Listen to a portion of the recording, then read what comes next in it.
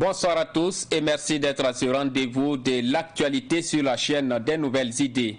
Au sommaire, une pétition pour demander l'enregistrement intégral du procès de l'assassinat de Thomas Sankara et de ses 12 compagnons. C'est une initiative des citoyens burkinabés et du monde entier. La pétition a déjà enregistré des signatures, dont celle de Mariam Sankara. Précision à suivre dans un instant.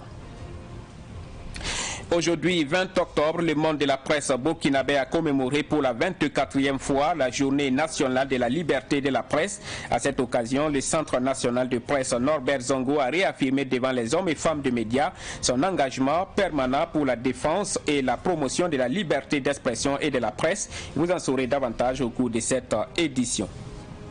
Et puis la fête du cinéma africain est à son 5e jour. Le FESPACO qui draine du monde vers la capitale burkinabé. Ce festival offre-t-il aux hôteliers une occasion de faire de bonnes affaires? Issa Oumarati a posé la question au président de l'association des hôteliers et restaurateurs du Burkina Faso. Vous l'entendrez dans ce savant soir. Voilà pour le sommaire. Une fois de plus, bonsoir et bienvenue à tous. Une pétition pour un enregistrement audiovisuel intégral du procès de l'assassinat de Thomas Sankara et de ses 12 compagnons. La pétition émane des citoyens burkinabés et du monde entier. Pour les pétitionnaires, il faut que le tribunal militaire autorise l'enregistrement afin, je cite, de sauvegarder la mémoire du procès pour l'histoire. Ils estiment par ailleurs qu'à défaut d'une diffusion immédiate de l'archive audiovisuelle du procès, sa réalisation est un impératif historique, quitte à déterminer des conditions spécifiques d'accès. Parmi les initiateurs de la pétition, l'on retrouve des historiens, des juristes, des artistes, des journalistes, des mouvements associatifs comme le Ballet citoyen et le réseau international Justice pour Sankara, Justice pour l'Afrique, ainsi que des chercheurs comme Rassabliga Seydou Ouedraogo, directeur exécutif de l'Institut Free Afrique. La pétition a déjà enregistré des signatures, dont celle de Mariam Sankara, la veuve de Thomas Sankara, et de certains leaders du mouvement le Ballet citoyen.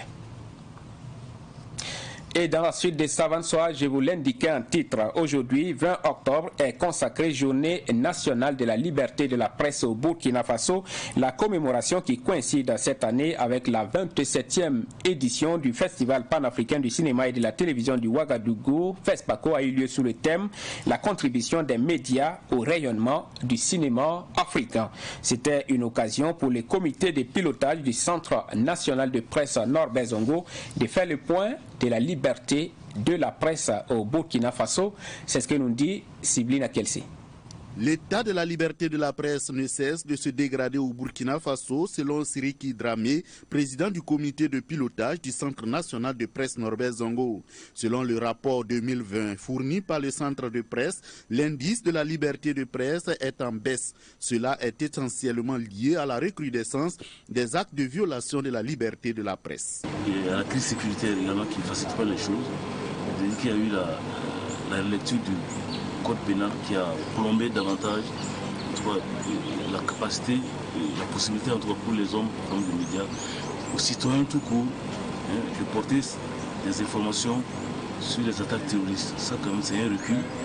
Et c'est ce qui fait d'ailleurs que depuis 2018, on sent quand même un recul au niveau du classement de la liberté des organes de presse au Burkina Faso, soit par RSF ou bien soit par le Centre national de presse qui a un mécanisme d'évaluation de la liberté d'expression de presse au Burkina. Malgré tout, le Burkina Faso occupe une bonne place en Afrique et dans le monde.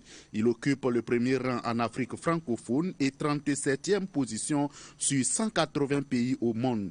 Pour Siriki Dramé, il ne faut pas baisser la garde car les défis restent immenses. Ce n'est pas au goût fixe, mais justement, grâce au combat continu, il y a un minimum qui est garanti pour l'exercice du métier de journaliste d'hommes et femmes des médias. Mais ce n'est pas suffisant. Il faut rester toujours vigilant, veiller au grain pour toujours élargir les espaces de liberté. Et c'est ce qui va permettre aux hommes et femmes des médias de faire leur travail, qui est d'informer, d'éduquer les populations avec tous les risques et toutes les difficultés que cela comporte. Cette année, la journée nationale de liberté de presse coïncide avec le FESPACO. C'est pourquoi le comité de pilotage du centre de presse Norbert Zongo fait un clin d'œil au cinéma à travers le thème « La contribution des médias dans le rayonnement du cinéma africain ». La célébration de la liberté d'expression et de presse coïncide avec cet événement. Donc, on a fait le clin d'œil en mettant donc le thème liberté d'expression de presse et quelle contribution des cinéastes ou encore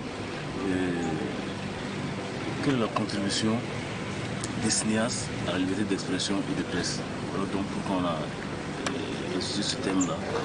Vraiment il y a eu quand même une bonne inspiration. Signalons que ce thème a fait l'objet d'un panel co-animé par l'ancien ministre de la Culture du Burkina Faso, Philippe Sawadogo, et son homologue malien, Cheikh Omar Sissoko, qui précise qu'il y a un lien étroit entre médias et cinéma. La fête du cinéma africain bat son plein à Ouagadougou. Dans cette capitale du cinéma africain, il existe un rond-point dédié aux cinéastes. C'est le rond-point des nations, c'est le rond-point des cinéastes qui est un symbole fort de la reconnaissance du peuple burkinabé aux cinéastes africains.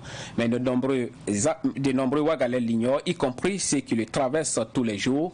C'est un reportage signé Abdoulaye Kinda et Soumaïla Arabo. Ici, c'est le carrefour des avenues Gamal Abdel Nasser, Monseigneur Thévenoud et de la rue du Grand Marché Rodouoko. Le monument qui trône ici est un symbole fort du cinéma et des cinéastes